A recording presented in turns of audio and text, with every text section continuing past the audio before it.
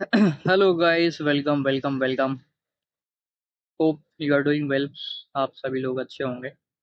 सो अभी मैं अपना एक ट्रैवल एक्सपीरियंस जो भी शिमला में मैं गया था, लास्ट ट्रिप अभी किया है रिसेंटली, कल ही आया हूँ। सो उसके बारे में मैं आपसे शेयर करूँगा। वहाँ पे जो भी मैंने एक्सपीरियंस किया, जो भी सीखा, जो जो जो भी लोगों से मिला, उसमें से सबसे बेस्ट एक्सपीरियंस मेरा रहा था लाइक जहाँ मैं रुका था उसमें रूममेट एक था। वो भी अमेरिका से आया था, नॉर्थ अमेरिका से। एंड 15 डेज का उसका ट्रैवल विजिट था यहाँ पे इंडिया में।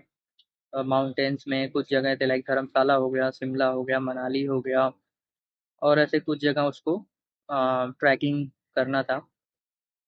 तो उससे काफ़ी चीज़ें डिस्कस हुई, काफ़ी चीज़ें पता चली कि किस तरीके से बाहर फॉरेन में बच्चों को इनकरेज किया जाता है एक एज के बाद कि अब भाई तुम्हारी इतनी एज हो गई है, अब तुम इतने बड़े हो गए हो, ठीक है, तो अब निकलो, दुनिया को एक्सप्लोर करो, जानो समझो, खुद जीना सीखो, ठीक है, किसी के ऊपर डिपेंड मत बनो।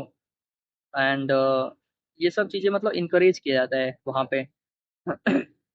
ऐसे ही मैं जब शिमला रेलवे स्टेशन पहुंचा तो वहाँ पे मैं 3 फॉरेनर से मिला था, जिसमें से एक आदमी था, उसका एज आई थिंक 55-60 के आसपास होगा, एंड उसकी 2 लड़कियां थी। सो उस वो भी यूएस से ही था, ओहायो से था, यूएस। तो उससे बात करके चला, पता चला कि वो लाइक सॉफ्टवेयर डेवलपर था, सॉफ्टवेयर इंजीनियर था। बोल रहा था कि अराउंड 40 ईयर्स से वो काम कर रहा है। तो इस हिसाब से मैं लगाता हूँ अनुमान भी होगा 55-60 के आसपास, बट वो थोड़ा मतलब उतना लग नहीं रहा था। तो उससे बात करके पता चला कि उसने लाइक 130 कंट्री ट्रेवल कर लिया है उसने। एंड उनकी जो दोनों लड़कियां थी उनसे भी बातचीत हुआ थोड़ा। तो उनसे भी पता चला कि यस, वहाँ पे पेरेंट्स जो होते हैं वो बच्चों को इनकरेज करते हैं कि आप ट्रैवल करो, आप न्यू कल्चर, न्यू प्लेसेस को एक्सप्लोर करो, ठीक है।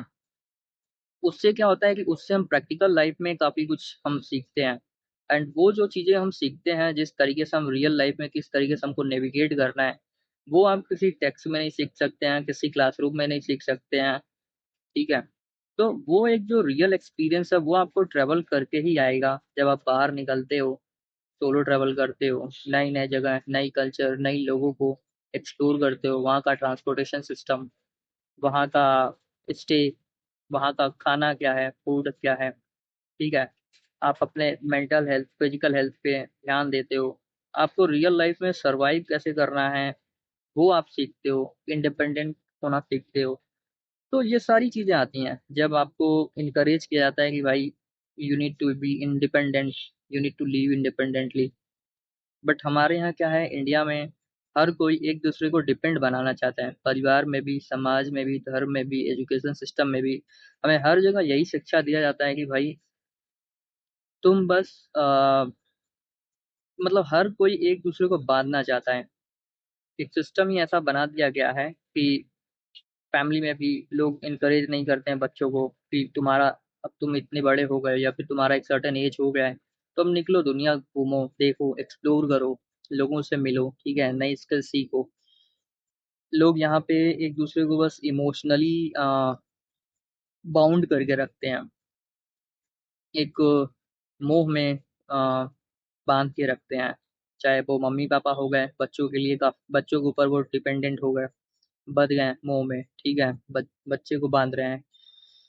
या फिर बच्चा है, उसको गलत शिक्षा दे रहे हैं, ठीक है।